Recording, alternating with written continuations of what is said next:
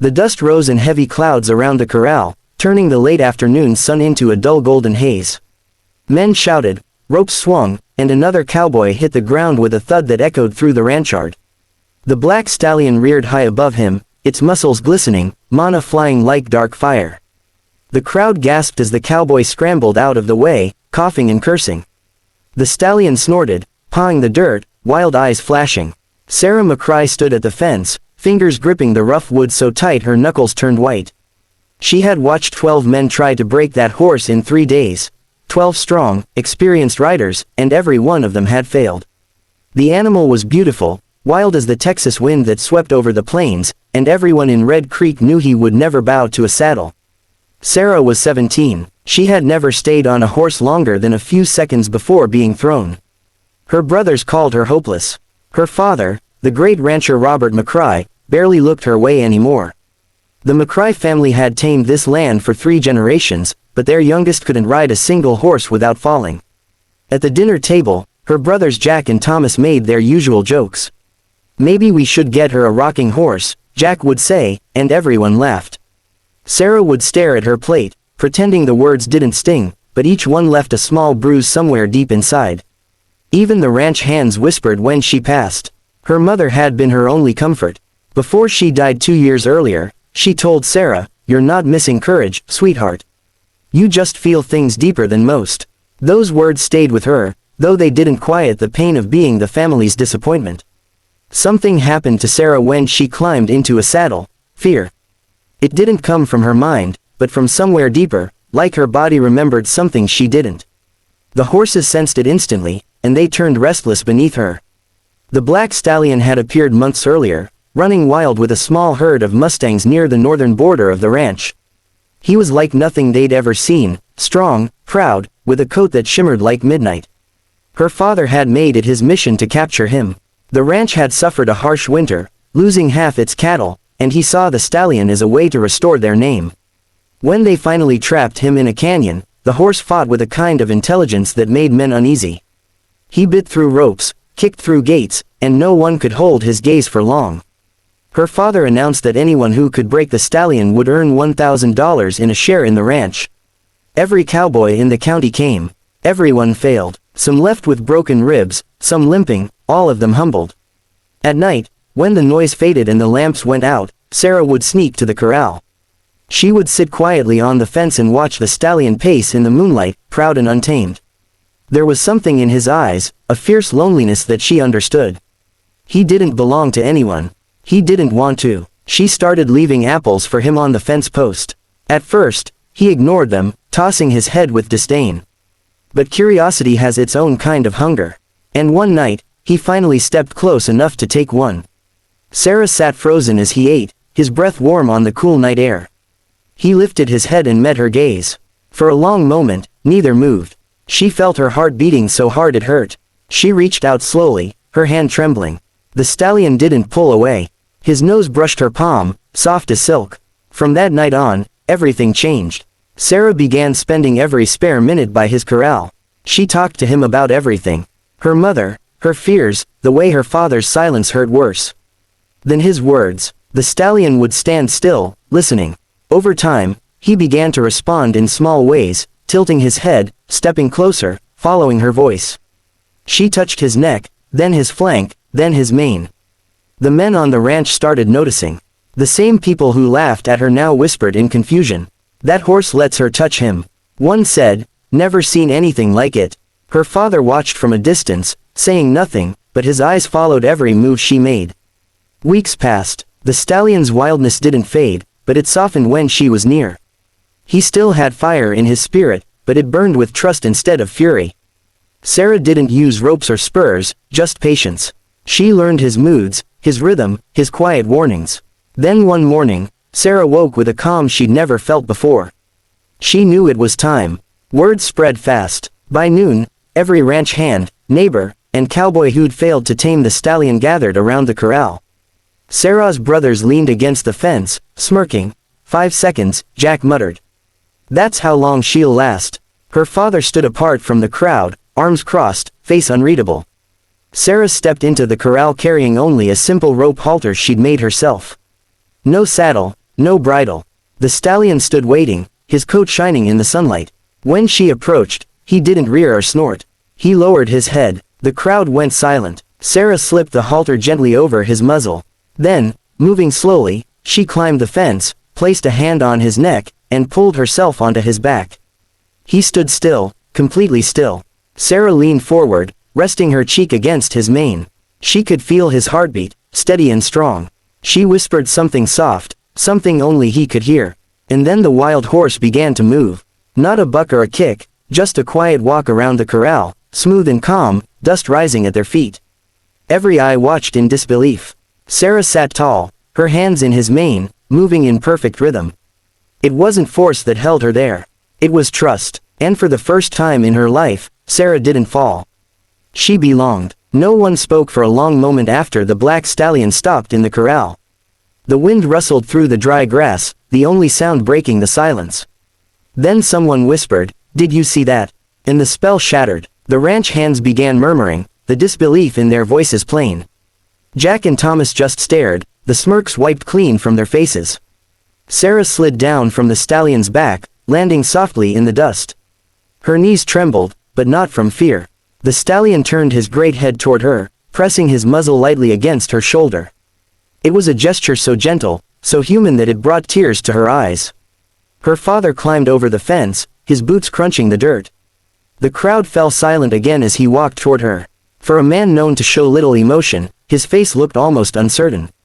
He stopped a few feet away, eyes fixed on his daughter Sarah. He said quietly, his voice rough, "How did you do that?" She swallowed, unsure how to answer. "I didn't make him do anything," she said softly. "I just listened." Her father stared at her for a long moment, then looked at the stallion, who stood calmly beside her, unrestrained. He shook his head in disbelief. "That horse broke every man who tried to ride him," he said, "and you just walked in," and his words trailed off. Sarah thought he might be angry that his pride would flare up in front of all these men. But instead, something else showed in his eyes, something she hadn't seen since her mother was alive. Pride, yes, but also regret. He nodded slowly. "You did good, girl," he said and turned away. The men began to cheer. Someone shouted, "She did it." And the sound spread like wildfire. The ranch hands slapped each other on the back. The cowboys who had been thrown by the stallion shook their heads, smiling in disbelief. Sarah felt her heart swell, not because of their praise, but because for the first time she felt seen. That evening, the ranchard buzzed with talk.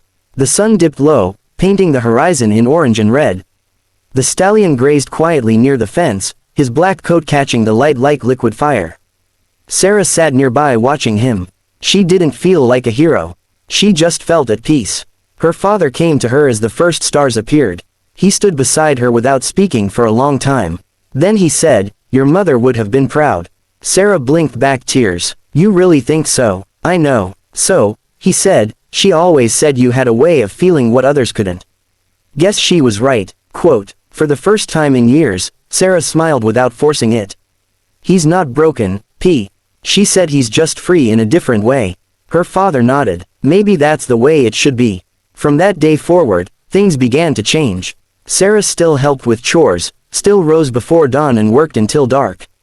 But now the ranch hands looked at her differently. They nodded when she passed. Some even asked for her advice. Her brothers stopped teasing. Jack, the oldest, even apologized one night by awkwardly handing her a saddle blanket embroidered with her initials. The black stallion, who she had started calling Ransom, became her shadow. He followed her when she carried water, waited near the gate when she fed the cattle, and even came when she whistled. He never accepted anyone else near him, not her brothers, not her father, not even the gentlest stable hand. Only Sarah. But peace on a ranch never lasted long. One night, a storm rolled over the plains. Thunder cracked, lightning lit up the hills and the cattle panicked. The herd broke through the lower fence and stamped toward the open prairie. The ranch erupted into chaos. Men grabbed lanterns, shouting orders into the wind. Sarah ran out of the barn barefoot, her hair whipping in the storm. Jack was already on horseback yelling, "They'll head for the canyon if we don't turn them." Her father called, "Stay back, Sarah. It's too dangerous." But she was already running to Ransom's pen. The stallion stood restless, eyes wide at the thunder. Sarah swung the gate open. "Come on, Boy, she said breathlessly. They need us. Without hesitation, Ransom lowered his head and let her climb on. Rain lashed her face as she guided him through the dark. Following the distant sound of hooves, the night flashed white with lightning, revealing hundreds of cattle charging toward the canyon rim. Easy, boy, she whispered. We can do this. She pushed her knees gently, and Ransom surged forward. They cut through the herd like wind through grass. Sarah shouted, waving her arms, guiding the lead cattle away from the cliff edge. The ground shook beneath them, the storm roaring above, but Ransom never faltered. Jack spotted her through the rain. Sarah, he yelled, you're insane. She didn't answer. She just kept moving, circling the herd, turning them back one group at a time. The other riders followed her lead, trusting her instincts. Within minutes, the cattle began to settle, their panic easing. The danger was passing. When the last of the herd turned safely back toward the valley, Sarah pulled Ransom to a stop. Lightning flashed again, and in that moment, she saw what they'd done. Hundreds of animals saved from the canyon's edge. Her chest rose and fell with exhaustion. Rain dripping from her hair, but she was smiling. Back at the ranch, soaked and shivering, Sarah slid from Ransom's back. Her father was waiting under the barn awning, eyes wide, with disbelief. You could have been killed, he said. His voice trembled, but there was pride under the fear.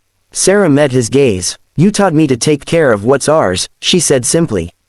Tonight, that included them. Her father stared at her for a long moment, then pulled her into a rough embrace. The smell of rain and horses filled the air. You're your mother's daughter, he said quietly. Behind them, Ransom stood like a statue, steam rising from his coat in the cool night air. His dark eyes gleamed in the lantern light, calm and watchful. And from that night on, no one ever laughed at Sarah McCriedi again. The morning after the storm, sunlight poured across the Texas plains like liquid gold. The air smelled of wet earth and new beginnings. Sarah stood by the corral, her hair still damp, watching Ransom graze quietly near the fence.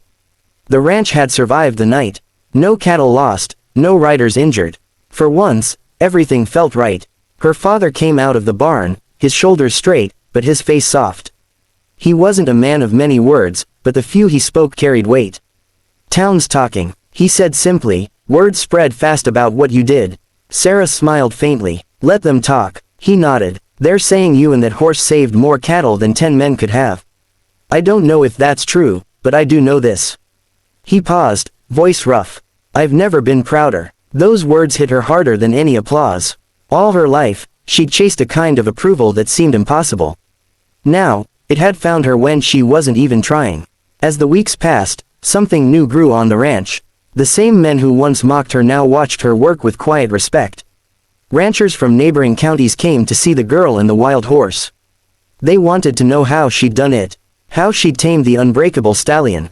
Sarah always smiled and said the same thing. I didn't tame him, I learned to listen. Quote, people didn't always understand, but those who stayed to watch her work began to see what she meant. She didn't force or frighten the horses. She waited, she spoke softly, moved slowly, and treated each one as if it had a story to tell. And every time they responded, Ransom stayed by her side through it all. He was still wild at heart. He would never wear a bit or take a whip. But with Sarah, he was gentle. Sometimes she thought he could read her thoughts before she spoke. Together, they became a symbol of something the ranch had never seen before. Respect between strength and softness. By summer, riders from across Texas began visiting the McCriedi ranch to learn from her. They brought their roughest, most stubborn horses. Sarah taught them how to earn trust instead of forcing obedience. Some called her strange, others called her gifted, but everyone left changed. Her brothers were the first to admit they'd been wrong. One evening, as the sun melted behind the hills, Jack walked up beside her while she brushed Ransom's man. You showed us something we didn't understand, he said quietly. We thought riding was about control. You proved it's about faith. Sarah smiled, handing him the brush. It's about both. You can't guide what you don't respect. From that day, even Jack began treating the horses differently. Thomas, too. The ranch changed under her hands. Fewer bucking, fewer broken spirits, both horse and human. Months turned to years, and Sarah's name began to spread beyond Red Creek. Travelers came from as far as New Mexico and Oklahoma to see the young woman who could calm any horse with a whisper. They called her the girl who spoke to wild things. She didn't care for titles or fame. All she wanted was peace, and she found it every time she rode with Ransom across the wide-open plains. Those rides became her prayer, her way of thanking the land, and her mother for guiding her heart where her hands once failed. But even peace carries its tests. One autumn afternoon, a stranger rode into Red Creek. He was a tall man with a scar along his jaw and a horse that fought the rains like a trapped storm. He claimed to be from a wealthy ranch farther south and had heard of Sarah's gift. "They say you can gentle any animal," he said. "If you can handle this one, I'll pay whatever you ask." Sarah studied the horse, its eyes wild with fear. "He's not mean," she said softly. "He's hurt." The man laughed. "He's dangerous. That's what he is. No woman can fix that." Her father, standing nearby, narrowed his eyes. "Careful how you speak," he said. Sarah raised a hand. "It's all right, P." She approached the horse slowly, her voice steady. "Easy now. Nobody's going to hurt you." The stallion snorted, muscles tense. The stranger scoffed, but before he could speak again, the horse lowered its head slightly towards Sarah's hand. She smiled gently. "See," she whispered, "he just needed someone to listen." The man's laughter faded. He dismounted, shaking his head in disbelief. "Well, I'll be damned." Her father stepped forward, pride shining through his weathered face. "Told you she was special."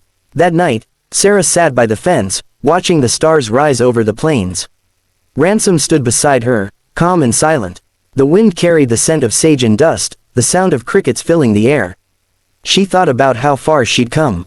From the girl who couldn't ride to the woman who helped others believe in gentler ways. She reached up and rested her hand on Ransom's neck. "You chose me when no one else did," she whispered. "Guess we both needed that." Quote. The stallion flicked his ears and breathed softly against her shoulder, and for a long time they stayed that way, still in content beneath the Texas sky. In the years that followed, the story of Sarah McCriedi and the wild black stallion spread far and wide.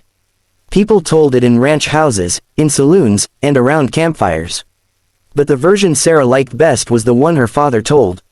He never called it a tale about taming a horse. He called it a story about finding your own strength, about the courage to be different in a world that demanded you be the same.